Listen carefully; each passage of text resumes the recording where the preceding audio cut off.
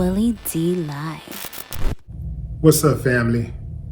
The cold-blooded murder of an Eastern Kentucky judge by the county sheriff was captured on video, and that has given a judge probable cause to send the case to a grand jury.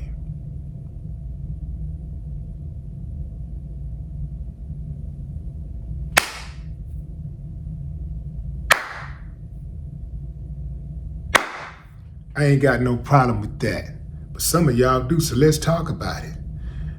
First off, who are some of y'all?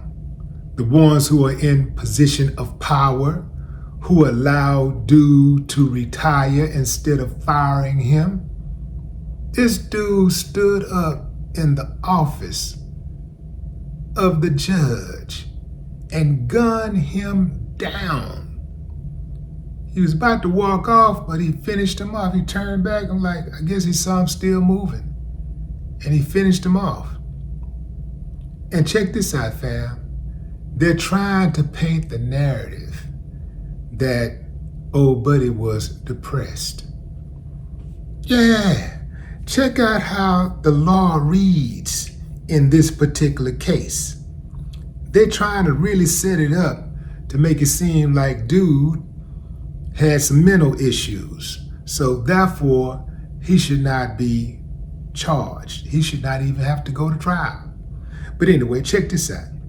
The state law says a person shall not be found guilty of murder if he acted under the influence of extreme emotional disturbance for which there was a reasonable explanation or excuse, the reasonableness of which is to be determined from the viewpoint of a person in the defendant's situation under the circumstances as the defendant believed them to be.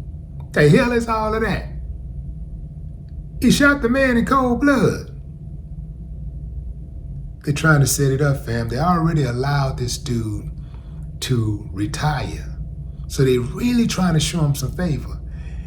One of the detectives mentioned that after dude killed him, he sat there and he was talking to the arresting officers, and he said that he wanted them to just treat him fairly. He wanted them to just, treat me fairly, man. Just be fair to me. Show me some love. Yeah, man. Now what's all of this about? What would cause a sheriff to gun down a judge? Well, according to reports, the sheriff saw his daughter's number in the judge's phone. Prior to that, they had went out and ate lunch. So I guess they was beefing about something, I don't know. But the judge allegedly had the daughter's number in his phone, and that set off the sheriff. Now, they have not revealed the details of what was in that phone or what was found on the phone. Don't know if it was text messages, some photographs, video, explicit stuff, or what. But apparently that's what set dude off. Now, who exactly is dude? Former Sheriff Sean Mickey Steins. He killed District Judge Kevin Mullins, who was sitting at his desk. Yeah, fam, he just stood over, popped him. Dude went to cowering. Then he tried to get back up and he finished him off. And now they're trying to let the sheriff off with a slap on the wrist.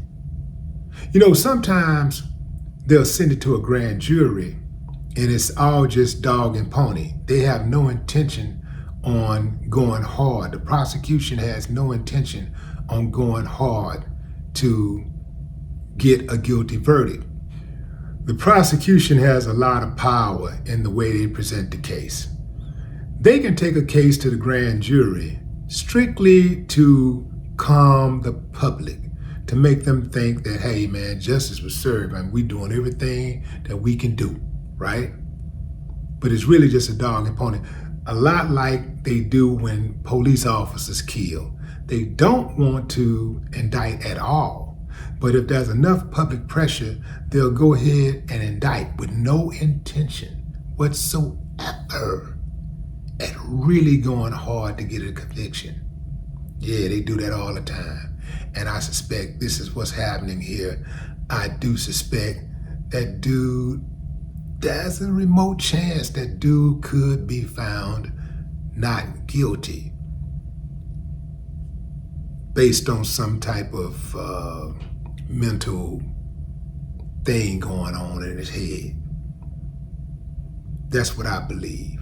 I think the daughter, they say, was 15. I heard some reports that the daughter was 17. In any event, the daughter can't be too old because the daddy is only 43. But they are out there in the country, so technically, the daughter could be, let's see, the daddy 43. The daughter could be 33. No, I'm just kidding. But she could be 30. You know how they be getting down in those country towns.